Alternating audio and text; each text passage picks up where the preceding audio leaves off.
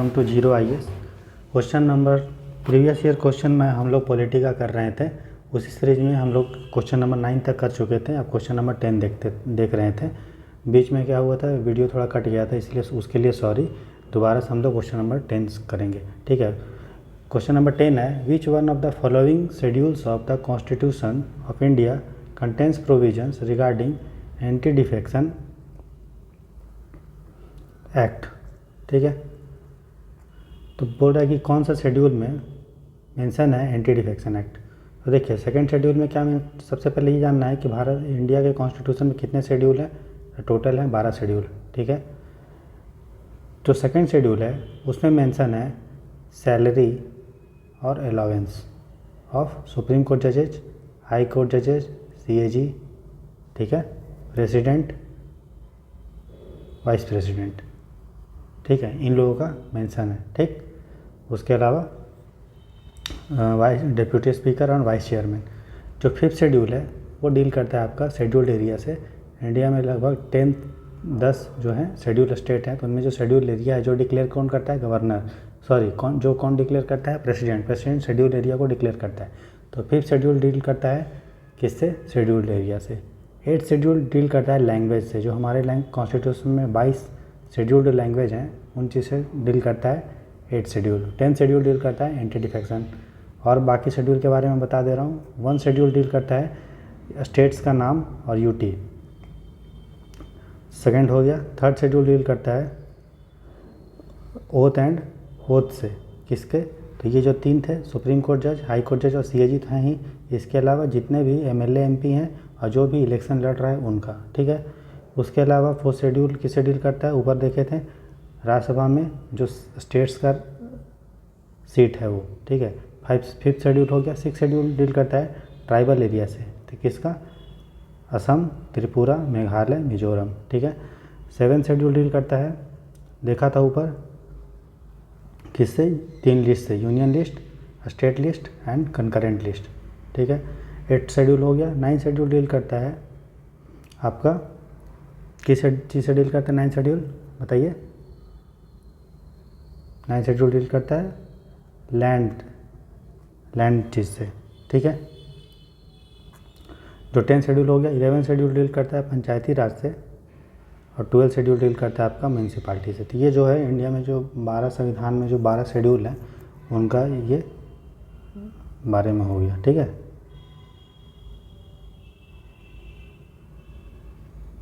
उसके बाद देखते हैं अगला क्वेश्चन। तो इसका आंसर क्या होगा, D।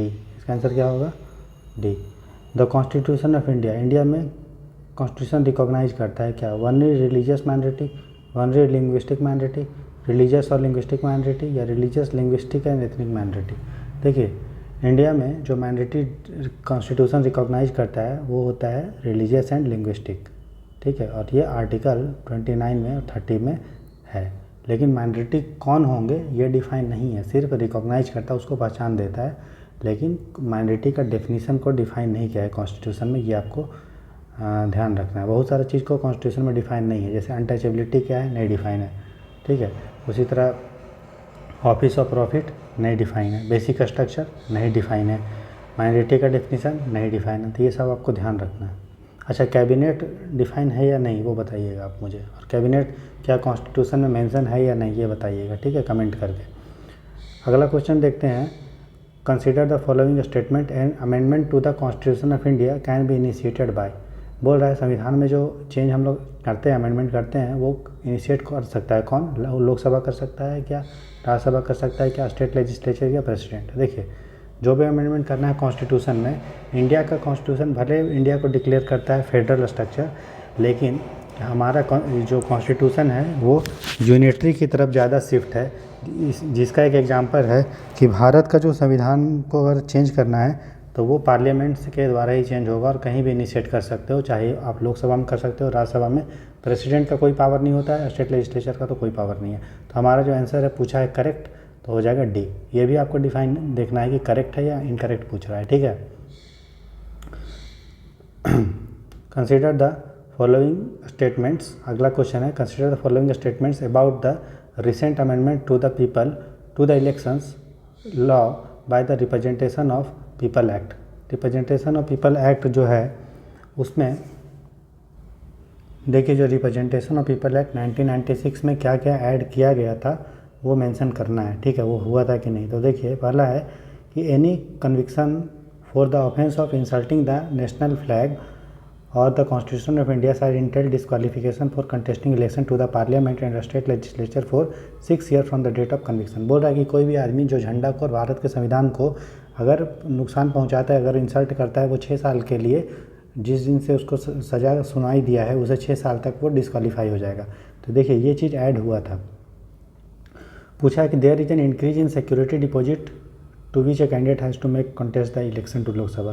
सिक्योरिटी डिपॉजिट बढ़ा गया था ताकि जो है नॉन सीरियस कैंडिडेट इलेक्शन में खड़ा ना हो। फिर है a candidate can not now stand for election from more than 1 parliamentary constituency.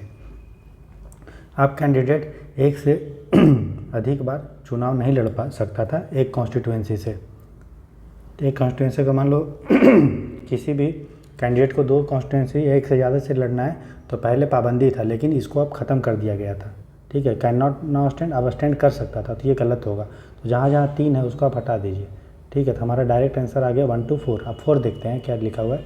No election will now be countermanded on the death of a contesting candidate. Countermanded मतलब cancel. तो बोल रहा है कि अगर कोई भी कॉन्टेस्टिंग कैंडिडेट जो इलेक्शन लड़ रहा है, मान लो वो मर गया, तो इलेक्शन कैंसिल पहले हो जाता था, लेकिन अब क्या है कि अब कैंसिल नहीं होगा, ठीक है। अगर कैंडिडेट मर गया जो इलेक्शन से पहले इलेक्ट होने से पहले, तो जो है इलेक्शन कैंसिल नहीं होगा, ठीक है। बाद में अगर कोई कैंडिडेट इलेक्ट हो गया है और वो मर गया तो फिर बाई इलेक्शन करवाना पड़ता है, ठीक है। लेकिन इलेक्शन जीतने के पहले अगर कोई मर रहा है तो इलेक्शन कंटिन्यू होगा, वो कैंसिल नहीं होगा। तो 1 to 4 सही है, ठीक है, क्योंकि बोला कैंसिल नहीं होगा, ठीक है, तो सही है ये। तो 1 to 4, 3 मेरा गलत आंसर इसका हो जाएगा बी।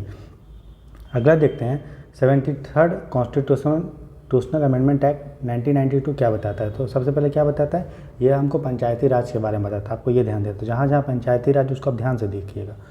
क्या है, generation of employment for the unemployed and the under employed main and women in rural area.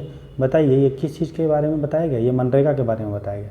UPSC ऐसा ही करता है, एक दूसरे चीज़ को किसी में लिख देगा, जहाँ पे उसको कॉन्स्टिट्यूशन करना है कि कॉन्स्टिट्यूशन प्रोवाइड्स कुछ देगा, जहाँ जो कॉन्स्टिट्यूशन ने दिया है तो वहाँ पे वो प्रेसिडेंट लिख देगा, वहाँ पे कोई लॉ लिख देगा, कोई मतलब इंटरचेंज कर देता है। तो उसमें आपको पकड़ लेना है कि भाई ये तो गलत होगा, ये तो होगा ही नहीं। दूसरा, generation of employment for able bodied adult who are in need and desirous of work during the lean agriculture से, ये भी लगभग मनरेगा के जैसा ही है, तो ये भी नहीं होगा, ये भी नहीं होगा। Laying the foundation for a strong and vibrant panchayati raj institution in the country, ये है ना।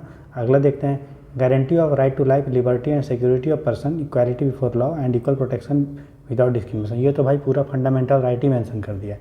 ये राइट टू लाइफ क्या है, आर्टिकल 21 है। लिबर्टी वही है, सिक्योरिटी ऑफ पर्सन, ठीक है वही है। इक्वालिटी फॉर लॉ आर्टिकल 14 है। इक्वल प्रोटेक्शन विदाउट डिस्क्रिमिनेशन सब वही है, आर्टिकल 15-16 है ना। तो ये नहीं होगा, देख रहे हैं ना कि फंडामेंटल राइट को मिक्स कर दिया इसमें आपको कोई स्कीम एक्ट एंड स्कीम को मिक्स कर दिया, कहीं प्रेसिडेंट को मिक्स कर देगा, कहीं गवर्नर को कर देगा। तो इंटरचेंज पूछेगा प्रेसिडेंट के बारे में और ऑप्शन देगा गवर्नर के बारे में, ठीक है। तो वहाँ पे आपको एकदम कान खड़ा होकर सटीक होना है। इसलिए मैं बोल रहा हूँ कि कम पढ़िए, जितना मैं बता रहा हूँ उतना इंपॉर्टेंट है। उसके बाद आपको एक्स्ट्रा कुछ पढ़ने की जरूरत नहीं है, लेकिन उसको बार बार आप रिवाइज कीजिए, क्वेश्चन को प्रैक्टिस कीजिए। मैं सब चीज़ आपको करवाऊँगा, बस अभी चैनल पर बने रहें।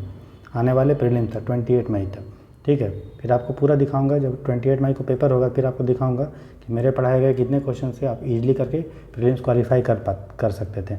आप स्ट्रेटजी का वीडियो देखिए जो मैंने बनाया है। मात्र अगर आपका कट ऑफ हमेशा 50% से कम जा रहा है, ठीक है ना, तो आपका 60% के आसपास अगर सही है और 20-30 अगर गलत भी, फिर भी आप कट ऑफ आसानी से क्रैक कर लेंगे, समझ गए। तो इसीलिए आराम से फोकस होकर पढ़ते रहिए। नेक्स्ट देखते हैं, which article of the constitution provides that it shall be the Endeavour of every state to provide adequate facility for instruction in the mother tongue at the primary stage of education। बोल रहा है किस article में बताया गया है कि primary stage जो एजुकेशन का होता है, मतलब जो प्राइमरी स्कूल में होता है, बच्चे जब होते हैं उनको मदर टंग में एजुकेशन दिया जाना चाहिए। ऐसा राज्यों को क्या दिया गया है, एक मतलब पावर दिया गया है, इस राज्य का ये कर्तव्य है, ठीक है ना, कि हम क्या करेंगे, जो है प्राइमरी एजुकेशन को मदर टंग में समझाने का कोशिश करेंगे ताकि बच्चे जो है आसानी से समझ जाएं। तो देखिए ये मेंशन है आपका आर्टिकल 350 ए में, ठीक है। किसमें मेंशन है? आर्टिकल 350 ए में मेंशन है। इसको ऐड किया गया था 7th कॉन्स्टिट्यूशनल अमेंडमेंट एक्ट 1956 से। यहाँ भी ए बी सी लिखा होता है, इसका मतलब वो एडिशन है, संविधान में उसको ऐड किया गया है, ठीक है। आर्टिकल जो 349 है वो डील करता है कि लैंग्वेज से रिलेटेड कोई अगर कानून बनाना है तो, ठीक है। आर्टिकल 350 में क्या है कि लैंग्वेज जो है उसका यूज किया जाएगा ग्रीवांस को सॉल्व करने में, वो आर्टिकल 350 है। आर्टिकल 351 क्या है? वो हिंदी का डेवलपमेंट के लिए। तो अगला क्वेश्चन पूछ सकता है यूपीएससी नेक्स्ट प्रीलिम्स में कि इस दे देगा कि हिंदी को डेवलपमेंट के लिए कौन सा इनमें से आर्टिकल है, तो कौन सा होगा? 351। तो हमारा जो आंसर होगा वो होगा सी, क्योंकि यह क्या पूछा है कि मदर टंग को प्रमोट करना है प्राइमरी एजुकेशन में, ठीक है। तो आंसर होगा सी, 15 का सी। अगला है विच one of the following statements correctly describes the fourth schedule. तो आपको पता है फोर्थ शेड्यूल मैंने बता दिया, 12 शेड्यूल बता दिया। किस चीज़ से डील करता है फोर्थ शेड्यूल? वो डील करता है राज्यसभा में स्टेट का कितना सीट होगा। तो डिस्ट्रीब्यूशन ऑफ पावर है क्या? नहीं है। ये क्या है? 7th शेड्यूल है, यूनियन लिस्ट और state list concurrent. It contains the language, language है क्या? लैंग्वेज किस में है भाई? 8th शेड्यूल में है। It contains the language listed in the constitution, ये रिपीट क्वेश्चन है। It allocate seats in the council of state, council of state को ही राज्यसभा बोलते हैं, ठीक है। और लोकसभा को हाउस ऑफ पीपल बोलते हैं। तो ये आंसर होगा 16 का D. Match list 1 and list 2 and select the correct answer using the codes given below, ठीक है। तो मैच करना है हमें कि कौन कौन सा जो है लिस्ट 1 में दिया हुआ है अमेंडमेंट और लिस्ट 2 में दिया है किस किस आइटम से वो डील करता है, ठीक है। तो देखिए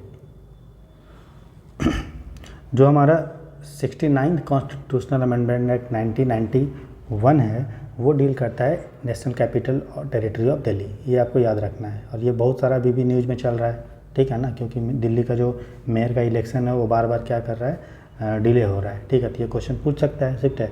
इसी में एक जो है 69th कॉन्स्टिट्यूशनल अमेंडमेंट एक्ट भी है, तो वो भी जो है डील करता है। आर्टिकल जो है 369 जो करके है वो भी आर्टिकल है, ठीक। उसके बाद 75th अमेंडमेंट एक्ट वो डील करता है स्टेट में जो ट्राइब्यूनल्स होता है वो सबसे, ठीक है। तो ये उतना इंपॉर्टेंट नहीं है, इसको अगर नहीं भी याद रहता है आपको कोई बात नहीं। आगे देखते हैं जो 18th अमेंडमेंट एक्ट है वो हमारा जो है डील करता है वो 10th फिनांस कमीशन से। ये भी अगर आपको नहीं भी याद है तो भी आपको जो है कोई दिक्कत नहीं होगा। 83rd अमेंडमेंट एक्ट जो होता है वो हमारा डील करता है पंचायत में जो सीट्स होगा आंध्र प्रदेश में, ठीक है। देखिए ये क्वेश्चन क्यों पूछा गया जानते हैं? ये देखिए क्वेश्चन जो है ना ये जो है आपका 2001 का है। तो जो चीज़ 2000 में है वही के आसपास को पूछा गया है, ठीक है। आपको इंपॉर्टेंट जान के रखना है। जैसा भी क्या है 101, 102, 103, 104 जो अमेंडमेंट एक्ट है वो सब जाना है। 86 क्या है वो जाना है। 97 क्या है, 93 क्या है ना। उसका 42nd क्या है, 44th क्या है, 7th क्या है, वो सब आपको जानना है। सब चीज़ जानने की ज़रूरत नहीं है। तो अगर इसका आंसर देखेंगे तो इसका आंसर जो होगा वो हो जाएगा ए, ठीक है। ए का हो गया 5 और बाकी आप मिलाइए।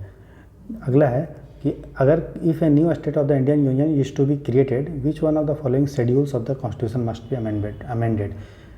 अगर एक नया स्टेट को इंडियन यूनियन में ऐड करना है तो कौन सा शेड्यूल में चेंज करना पड़ेगा। मैंने क्या बताया कि जो फर्स्ट शेड्यूल है वो आपका डील करता है किससे? स्टेट से, यानी यूटी। तो किस में आप चेंज करेंगे? आप चेंज करेंगे फर्स्ट शेड्यूल में। सेकंड में थोड़ी करेंगे, सेकंड में सैलरी अलाउंस है।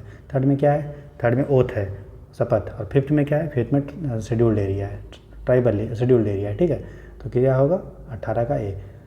19th क्वेश्चन है, ये कुछ आर्टिकल दिया हुआ है और इसमें क्या है? कंटेंट, ठीक है। तो देखिए हमें ये पता है भाई कि जो प्रेसिडेंट का आर्टिकल होता है वो आपका जो है वो 50, 54, 55 के आसपास का, 52, 53, 54, 50। तो ये ए का क्या हो जाएगा? सीधा सीधी 1। उसी तरह जो प्राइम मिनिस्टर का जो आर्टिकल होता है वो होता है 75। तो ए का 1, बी का 2। कौन सा ऑप्शन मेरा है जिसमें ए का 1 और बी का 2 है? ए का 1, बी का 2, ए का 1, बी का 2, ये दो जो है या तो ए होगा या तो बी ऑप्शन होगा। बाकी ये तो नहीं होगा, ये भी नहीं होगा, ठीक। अब देखते हैं सी का एक आर्टिकल 155 क्या है। तो देखिए आर्टिकल 155 क्या है? गवर्नर। तो आपको क्या है यूपीएससी प्रीलिम्स का इसी तरह से यूज करेंगे प्रीवियस ईयर क्वेश्चन का। आप याद कर लीजिए 54 में पीएम है, 54 में है प्रेसिडेंट, 75 में आपका पीएम है, 155 में आपका गवर्नर है, ठीक है। तो सी का क्या हो गया? 3। तो एक ही ऑप्शन बचा है, ए का 1, बी का 2, सी का 3 एंड डी का 4। तो आर्टिकल 164 है वो आपको डील करता है सीएम से, ठीक है। तो याद रखिएगा एकदम आसानी से 54, 75, 154, 165। अगर आपको सेंटर पे कोई आर्टिकल याद है तो उसको अगर आप 89 जोड़ते हैं तो वो स्टेट पे हो जाता है। जैसे मान लीजिए प्रेसिडेंट होता है सेंटर पे, कितना आर्टिकल है, कितना है 54। अगर इसमें हम जनरली 89 जोड़ते हैं तो 54 प्लस 89 कितना हो गया 1, 8 5 13 1 14, ठीक है ना, 9 4 13। तो जो 143 आर्टिकल जनरली होना चाहिए वो गवर्नर का होना चाहिए, लेकिन इसमें क्या है 155। देखिए 75 किसका आर्टिकल है, पीएम का। तो सीएम का कितना होगा, तो 75 में 89 जोड़ेंगे तो मेरा बचेगा 8 5 14, 8 7 15 1 16, 164। 164 क्या होना चाहिए, अगर ये पीएम है तो स्टेट पे ही 89 जोड़िए तो जो स्टेट पे वही पोजीशन होगा। तो पीएम का मतलब जो स्टेट पे क्या होता है, सीएम होता है, तो सीएम का आर्टिकल क्या है 164। ऐसे भी आप याद कर सकते हैं।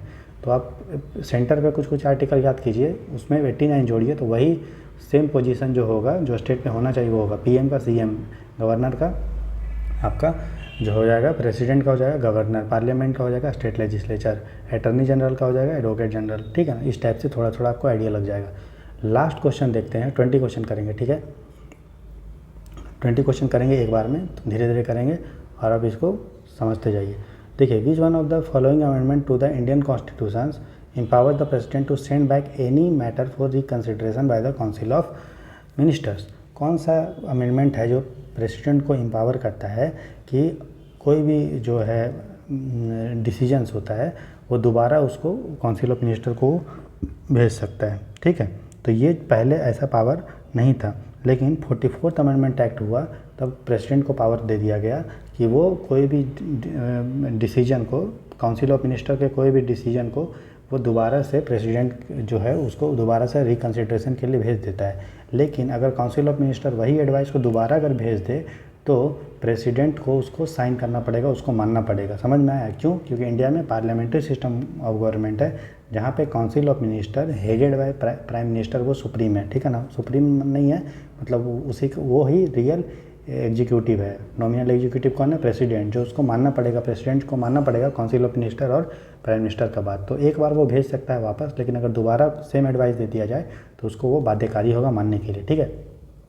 इसी तरह फ्रेंड्स हम लोगों ने आज पॉलिटी के 20 क्वेश्चंस को सॉल्व किया और इसमें हर कोई ऑप्शन, वो ऑप्शन क्यों गलत है वो उसको भी ध्यान से देखा। यूपीएससी क्या करती है, या तो सेम क्वेश्चन रिपीट करेगा या कॉन्सेप्ट रिपीट करेगा या ऑप्शन को में जो चीज़ छुपा हुआ है उसको रिपीट करेगा, ठीक है। तो हम लोग इसी तरह से धीरे धीरे कोर्स को कंप्लीट करते जाएंगे और क्वेश्चन को भी प्रैक्टिस करते जाएंगे। मेरा प्रॉमिस है आपसे कि जब आप यूपीएससी 2023 का प्रीलिम्स देने के लिए 28 मई को बैठेंगे तो मेरी जो जो बातें हैं आपको पढ़ाई गई है सब आपके कान में गूंजेगा और आपको क्वेश्चन को सॉल्व करने में आपकी मदद करेगा। Thank you for watching this lecture. और मेहनत से पूरे ईमानदारी और लगन के साथ आप पढ़ते रहिए, आप सफल जरूर होंगे। पूरे कॉन्फिडेंस के साथ आपको पढ़ना है। All the best and have a happy study and enjoy the life।